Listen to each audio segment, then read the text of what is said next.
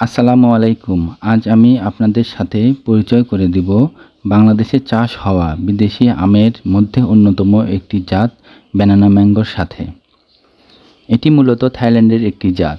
এই আম আপনি ছাদ বাগান এবং মাঠে দুই জায়গাতেই চাষ করতে পারেন।